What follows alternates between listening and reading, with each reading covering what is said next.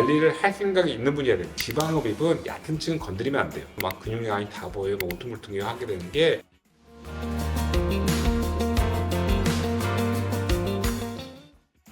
여러분들 지방 흡입이란 말 많이 들어보셨죠? 지방 흡입이란 말은 일종의 지방 제거술입니다. 당연히 제거하는 방법이 칼로 잘라낼 수도 있고 녹일 수도 있고 뜯어낼 수도 있는데 그 중에서 방식 중에 우리가 기구를 이용해서 빨아들이는 거죠. 그래서 음압을 걸어서 빨아내는 것을 흡입술이라고 얘기를 하는데 모든 피부에는 층이 있어서 피부 밑에 지방층이 있고 그 밑에 바닥에 비주층이 깔리게 돼 있고요. 피부와 근육 사이에 있는 지방층을 이제 흡입을 통해서 제거를 하는데 지방을 뽑기 위해서 지방 수술을 할 때 넣는 용액이 있습니다. 그 용액을 넣어서 불려놓고 뽑아내게 되고요. 뽑아낼 때 이제 사람들이 그러면 나 지방 흡입할 때 기왕이면 같이 지방 이식도 해주세요. 이런 경우가 흔히 있는데 당연히 그렇게 하긴 하는데 우리가 보통 지방 이식을 위해서 하는 지방 흡입과 지방 제거를 위해서 하는 지방 흡입은 완전히 다른 겁니다. 가장 다른 게 뭐냐면 지방 흡입을 해서는 목적이 뭘까요? 최대한 지방량을 많이 없애는 거죠. 그렇기 위해서 단순하게 이제 당연히 기계를 써서 흡입을 하기도 하지만 그 이전에 수액을 많이 넣어서 웻 솔루션이라고 해요. 웻 테크닉이라고 해서 최대한 많이 넣어서 최대한 많이 불려놓고 공간 넓힌 다음에 지혈도 되게 해놓고 뽑아내는 방식을 쓰게 되고요. 그 다음에 그걸 더 용이하게 하기 위해서 이제 레이저를 쓰기도 하고 초음파를 쓰기도 하고 파워 어시스트라고 해서 기계가 단순하게 흡입만 하는 게 아니고 기계에 관이 들어가서 관에서 미세하게 진동이 계속 생겨서 계속 지방을 때리는 거죠. 벼농사 수확하듯이 때리잖아요. 그럼 때리면 알갱이들이 막 튀어나오죠. 똑같습니다. 그 방식을 써서 여러 가지 기구를 사용해서 하게 돼 있습니다. 근데 그럼 지방 이식 할 때 어떻게 하냐면 사실은 그 기계를 쓰면 안 되거든요. 지방 이식을 할 경우는 흡입 과정이 있긴 하지만 지방세포가 손상되면 안 되거든요. 그래서 뭐가 다르냐면 지방 흡입을 할 때 넣는 용액과 지방 이식을 위해서 지방 흡입할 때 용액이 일단 다르고요. 이식을 위한 지방 흡입을 할 경우는 손으로 다 뽑습니다. 예를 들자면 내가 엉덩이에다가 뽑은 거 넣어주세요 할 경우는 그 많은 양을 다 손으로 뽑습니다.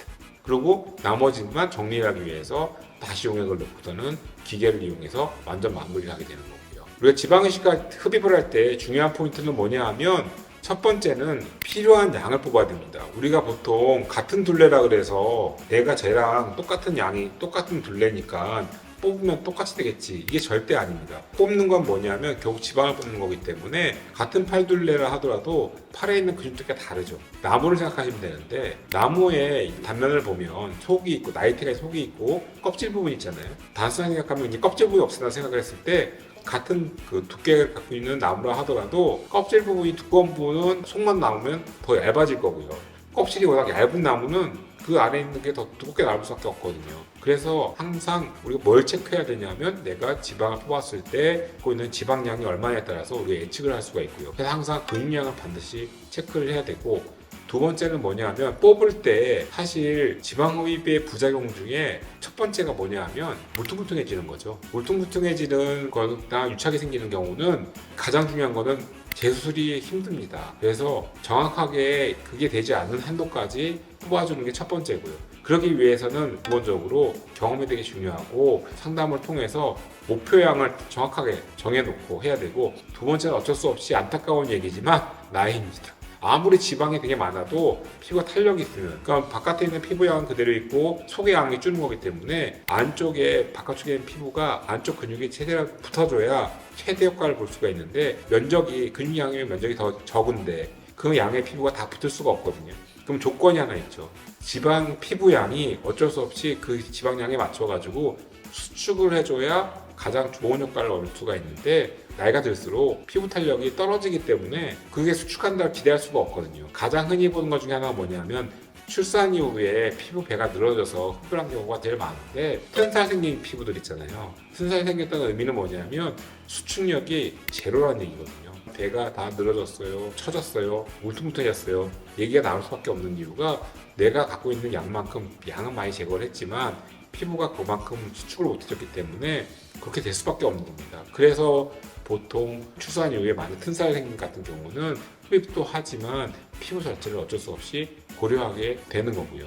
물론 지방 흡입 자체가 분명 효과적이기도 한데 또 하나 중요한 포인트가 뭐냐 하면 반드시 관리를 할 생각이 있는 분이어야 됩니다. 지방흡입을 하는 분들한테 한 얘기가 뭐냐 하면 지방흡입을 한 다음에 내가 똑같은 생활 습관으로 솔직히 저도 많이 먹고 어쩔 수 없이 폭식하고 이런 게 있지만 그 습관이 있거든요. 최소한 그 습관 때문에 내가 지방의 사이즈가 커진 거기 때문에 내가 갖고 있는 습관이 분명히 고칠 생각이 있는 분들이 사실 지방 흡입을 해야 제일 좋은 결과가 되기도 하고 계속 유지가 되는 거죠. 우리가 보통 재수술하려고 하는 분들 있잖아요. 지방 흡입을 하고 나서 체중이 목표가 줄었는데 또 1년 지나니까 다시 체중이 원래대로 돌아왔다. 이러면 사실은 관리도 안 된 거고, 그런 분들 공통점이 뭐냐면 우리가 이제 지방 흡입을 할 때 그러면 내가 지방을 분명히 뺐는데 왜 다시 늘어났을까? 비밀이 뭐냐 하면 우리가 지방 흡입을 하더라도 이게 피부를 이렇게 베었을 때 있잖아요. 딱 잘랐을 때 보면은 사실 깊게 잘린 분들 보면 지방층이 보여요. 근데 지방층이라는 게 피부 안에 있는 지방층이 하나만 있는 게 아니고 층이 두 개입니다.